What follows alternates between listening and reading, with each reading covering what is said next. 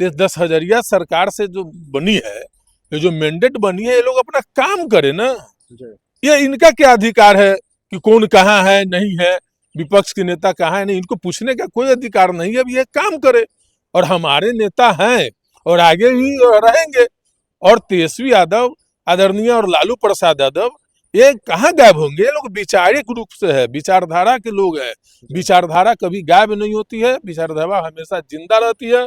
और आने वाले समय में पूरी मजबूती से राष्ट्रीय जनता दल और हम लोगों के आदरणीय नेता युवा दिल के धड़कन श्री तेजस्वी प्रसाद यादव पूरी मजबूती से लोगों के हक और हुकूक और अधिकार का लड़ने का काम करेंगे।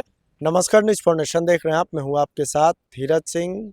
बिहार विधानसभा चुनाव के परिणाम आने के बाद नेता प्रतिपक्ष तेजस्वी यादव कहां है, इसको लेकर बीजेपी लगातार सवाल उठा रही है। हमारे साथ है बिहार सरकार में पूर्व मंत्री इसराइल मंसूरी साहब। बीजेपी लगातार सवाल उठा रही है, लगातार एक्स पोस्ट के माध्यम से, फेसबुक पोस्ट के माध्यम से सवाल पूछ रहे कि तेजस्वी यादव तो गायब ही हो गए हैं, चुनाव का रिजल्ट एकदम उनके अनुकूल नहीं आया तो वो बिहार छोड़कर भाग गए। क्या कहेंगे पहले? देखिए, यह गलत है। बीजेपी किसी को इस पर सवाल उठाने का कोई जगह नहीं बनता है। आप 10,000 मैंडेट से सरकार बनाए, 10,000 मैंडेट 10,000 मैंडेट से सरकार बनाए हैं, मशीनरी का दुरुपयोग किए हैं, पूरा सिस्टम लगा करके लोकतंत्र के गला घोटने का आपने काम किया है, आदर्श आचार संहिता का उल्लंघन करने का काम किया है। हम लोग मुखिया से यहाँ आए हैं, एक सड़क का भी स्वीकृति होती थी, अगर चुनावी प्रक्रिया शुरू हो जाती थी तो उसकी जो है, अगर कार्य शुरू नहीं हुआ तो उसको रोक दिया जाता था। इसलिए रोक दिया जाता था, इससे प्रभावित हो सकता है आदर्श आचार संहिता का चुनाव। लेकिन इस बार जो चुनाव हुआ है बिहार में, लोग लाइन में खड़े हैं, वोट लगाने के डालने के कतार में खड़े हैं और मोबाइल पर मैसेज आ रहा है 10,000 रुपया मिलने का। तो 10,000 सरकार से जो बनी है, ये जो मैंडेट बनी है, ये लोग अपना काम करे ना।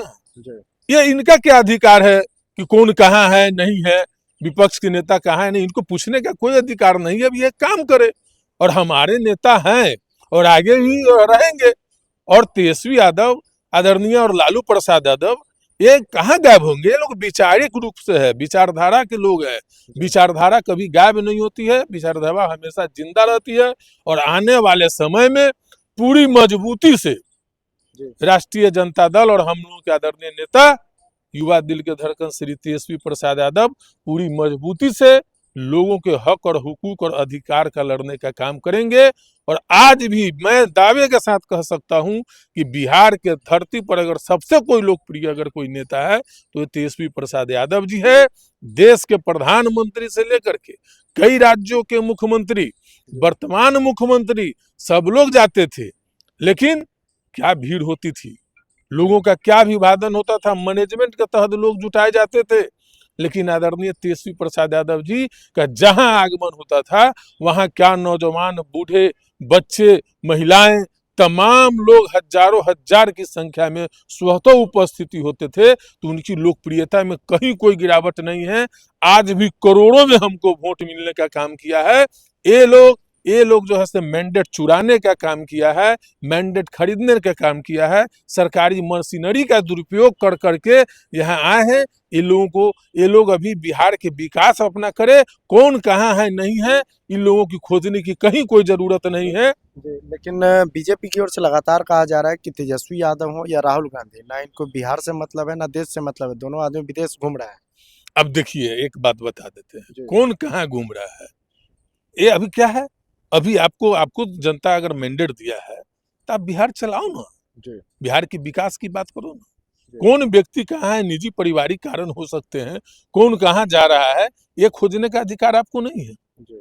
और आएंगे तेजस्वी प्रसाद यादव जी, जब आएंगे तो बिहार के हक और अधिकार के लिए लड़ने का काम करेंगे।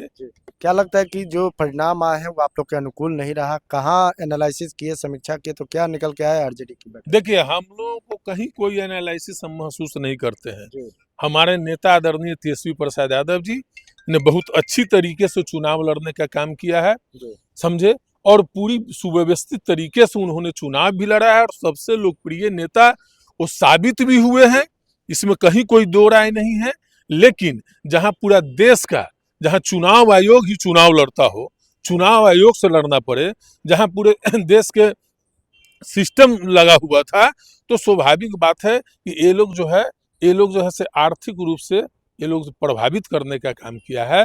लेकिन अगर अभी तत्काल चुनाव हो जाए तो फिर इन लोगों को समझ में आ जाएगी कि बिहार में किन की लोकप्रियता है। तो वक्त आने पर सब क्लियर हो जाएगा और कहीं कोई बिहार के आम जनमानस में, युवा में, नौजवान में, महिलाओं में कहीं कोई खुशी नहीं है। सरकार जरूर बन गई है लेकिन लोगों में कोई उत्साह नहीं है, क्योंकि लोग सरकार के बदलाव के पक्ष में चाह रहे थे, लेकिन मशीनरी का दुरुपयोग कर करके यह चुनाव जीत लिया गया है। आखिर में एक सवाल है, आप लोग हों, विपक्ष की ओर से तमाम नेता कह रहे थे कि नीतीश कुमार को बीजेपी मुख्यमंत्री नहीं बनाएंगे, लेकिन 10वीं बार मुख्यमंत्री नीतीश कुमार मुख्यमंत्री पद की शपथ ले चुके हैं। तो बिहार में बीजेपी के पास में कौन लीडर है? कोई लीडर नहीं, अभी तक तो कोई लीडर नहीं है, जी।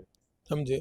और इनके से बीजेपी तो हम कह रहे हैं 20 बरस से जो है सो बिहार में दूसरे किसी के सहारे चल रही है, जी। और बीजेपी इनको चाहती है लेकिन हिम्मत नहीं कर पा रही है। नीतीश कुमार को छूने की बीजेपी रोज प्रत्येक दिन जी। इनके खिलाफ कुछ न कुछ साजिश रचने का काम कर रही है जी। कि कैसे नीतीश कुमार को हटाया जाए। बीजेपी हमेशा प्रयास में रहती है, आज भी है और कल भी है, और जितने तरह के जो चीज़ों देख रहे हैं, कहीं ना कहीं बीजेपी जो है चाह रही है कि नीतीश कुमार बदनाम हो जाए, नीतीश कुमार को अयोग्य घोषित कर करके और बिहार के सत्ता पर हम काबिज हो जाए। तो बहुत बहुत धन्यवाद। बिहार सरकार में पूर्व मंत्री इसराइल मंसूरी साहब। दिल्ली से न्यूज़ फाउंडेशन के लिए मैं